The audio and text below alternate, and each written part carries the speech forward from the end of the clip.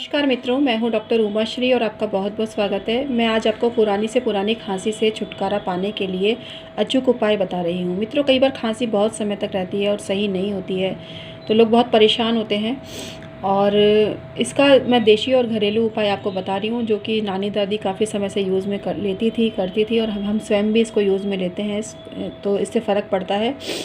और अत्यधिक ज़्यादा है तो डॉक्टर को दिखाना ज़रूरी है, लेकिन फिर भी खांसी अगर पुरानी भी है तो भी इससे फ़र्क पड़ता है।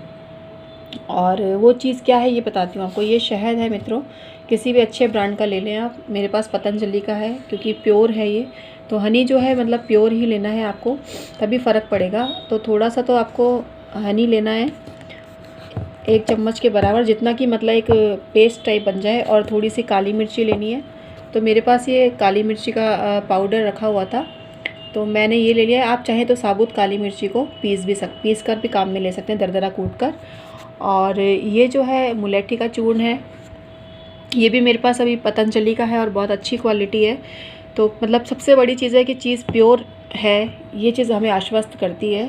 तो थोड़ा सा मुलेठी का चूर्ण लेना है और थोड़ा सा आपको काली मिर्ची लेनी है। इन दोनों को मिक्स कर लेना है हनी के अंदर, और उसको चाटना है। या गोली भी अगर बना सकते हो आप, तो गोली भी बना सकते हो इसकी।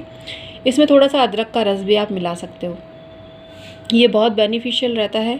और अगर अदरक का रस ना हो तो 1 चुटकी आप सौंठ का पाउडर भी ले सकते हो। उसको मिलाकर उसकी छोटी छोटी गोलियां बना लीजिए और दिन में 3-4 बार चूसिए, तो खांसी फ़ौरन गायब होएगी। और इसके साथ साथ आपको थोड़ा प्रिकॉशन रखना पड़ेगा कि आप जो पानी पिए उसको हल्का सा नवाया करके पिए। नवाया से मतलब हल्का सा उसको गैस पर रख कर ही चाय बंद कर दीजिए, लेकिन एकदम ठंडा पानी, मतलब नल का भी जो ताज़ा पानी होता है वो भी आपको हल्का सा नवाया करके 1 मिनट गैस पर रख कर फिर ही आपको पीना चाहिए। ठंडी चीज़ों से परहेज़ करना चाहिए और ठंड से बचना चाहिए।